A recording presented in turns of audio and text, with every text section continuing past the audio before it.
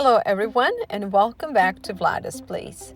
In this short video, I'm going to show you one way how to make beef and barley soup. Whenever possible, I would suggest to use beef shanks. Of course, a regular piece of beef would work just as well. I'm starting by searing the meat in about half a cup of olive oil. Assuming you're on medium-high fire, this process will take about 4 to 5 minutes on each side. Not every beef and barley soup starts this way, but I will shortly show you why I have chosen to sear my meat. Once meat is seared on both sides, we're gonna add chopped 3 sticks of celery and 2 small onions and reduce the fire on medium.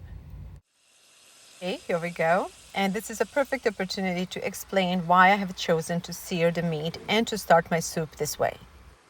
By starting this way, I wanted to take advantage of that special flavor that you get when searing and sautéing vegetables and meat.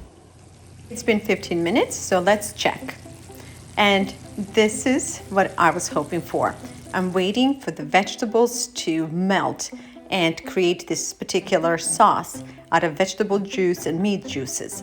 So with that said, let's turn the meat once again and let the rest of the vegetables saute, after which we will transfer the meat into a bigger soup pot. All right, so let's spice things up a little. So I'm going with the 4 bay leaves and a cup of tomato sauce, 2 cups of rutabaga. The way this vegetable is completely optional, but after that we are going to add a cup of a beef broth.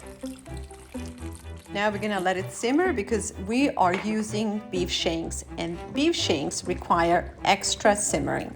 So after an hour, I'm going to add a little bit more beef broth, and I'll continue to add beef broth until meat is soft. Once meat gets soft, I'm going to add 2 cups of turnip, a bunch of parsley, and a whole lot of fresh garlic. Obviously, you don't have to go as heavy on parsley and garlic, and you don't have to use a turnip at all, but you do need about half a cup of barley. All right, back to simmering for another 40 minutes or until the barley is nice and soft. Then I'm going to turn the fire off and put some extra parsley and let the soup cool for about 15-20 minutes before we are ready to serve it.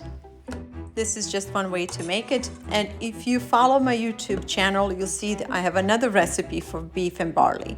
In any case, this is today's version, and I hope that you like it, and I hope this video was helpful. If so, please give us a thumbs up so that we can share these simple recipes with other families and to try to bring more homemade meals back to American dining tables. My name is Vlada Vladic, and I'm a founder of a charitable organization called VLADA'S Seeds of Life, whose mission is reconnecting families and communities in America. This channel is all about good food, good people, and about giving back. If you feel the same, please subscribe.